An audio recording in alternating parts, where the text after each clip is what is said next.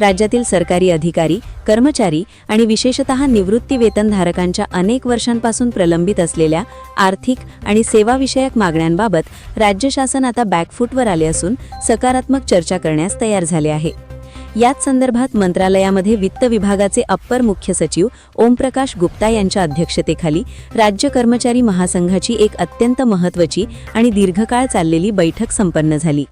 या बैठकीमध्ये केवळ चर्चाच झाली नाही, तर अनेक महत्त्वाच्या मुद्द्यांवर शासनाने तातडीने निर्णय घेण्याचे आणि शासन निर्णय GR निर्गमित करण्याचे स्पष्ट संकेत दिले आहेत। ही राज्यातील लाखो कर्मचाऱ्यांसाठी एक प्रकारे मोठी विजयाची नांदी मानली जात आहे। या बैठकीतील सर्वात कळीचा, जिव्हाळ्याचा आणि वादाचा मुद्दा म्हणजे जुनी पेन्शन योजना। राज्यातील लाखो कर्मचारी 2014 पासून जुनी पेन्शन योजना लागू करण्यासाठी सातत्याने लढा देत आहेत, आंदोलने करत आहेत।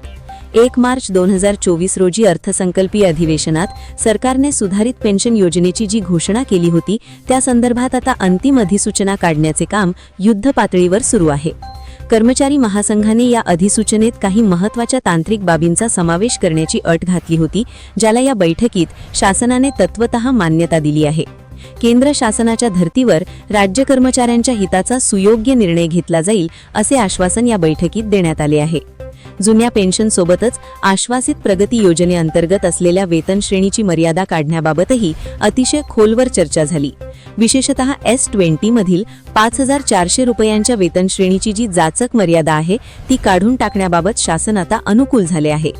21 फेब्रुवारी 2024च्या शासन निर्णयानुसार पदोन्नतीचा लाभ केवळ 25% पदांना देण्याऐवजी केंद्र सरकार ज्या पद्धतीने आपल्या सर्व पात्र अधिकाऱ्यांना सरसकट दुसरा आणि तिसरा पदोन्नतीचा लाभ देते, तोच पॅटर्न महाराष्ट्रात लागू करावा, ही मागणी प्रशासनाने रास्त मानली आहे। यासाठी येत्या काही दिवसात एक विशेष स्वतंत्र बैठक बोलावली जाणार असून त्यामध्ये पदोन्नतीचा मार्ग मोकळा केला जाईल। या व्यतिरिक्त कर्मचाऱ्यांच्या निवृत्तीच्या वयाबाबतही एक क्रांतिकारी निर्णय होण्याची चिन्हे आहेत।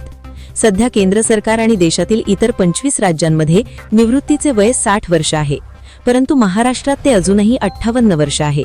हे वय 60 वर्ष करावे, ही मागणी कर्मचाऱ्यांनी रेटून धरली आहे। यावर शासनाने नियमानुसार कायदेशीर कार्यवाही करण्याचे ठोस आश्वासन दिले आहे। जर निवृत्तीचे वय 60 वर्ष झाले तर त्याचा फायदा राज्यातील हजारो अनुभवी कर्मचाऱ्यांना होईल आणि सरकारलाही अनुभवी मनुष्यबळाचा वापर करून घेता येईल। महागाई भत्त्याच्या थकबाकीबाबत बोलायचे झाले तर कर्मचाऱ्यांसाठी ही एक मोठी आर्थिक रसद ठरणार आहे। एप्रिल महिन्याच्या पगारात ही थकबाकी कर्मचाऱ्यांच्या खात्यात जमा करण्याच्या सूचना वित्त विभागाने दिल्या आहेत। तसेच निवृत्तीच्या वेळी मिळणाऱ्या ग्रॅच्युइटीची कमाल मर्यादा सध्या 20 लाख रुपये आहे, ती आता केंद्र सरकारच्या धर्तीवर 25 लाख रुपये करण्याचा प्रस्ताव शासनाने तातडीने मागवला आहे। निवृत्ती वेतन अंशराशीकरण म्हणजेच कम्युटेशनचा कालावधी 15 वरून 12 वर्ष करण्याबाबत सर्वोच्च न्यायालयाने जे निर्देश दिले आहेत, त्याचे पालन करण्याचे आश्वासन शासनाने दिले आहे।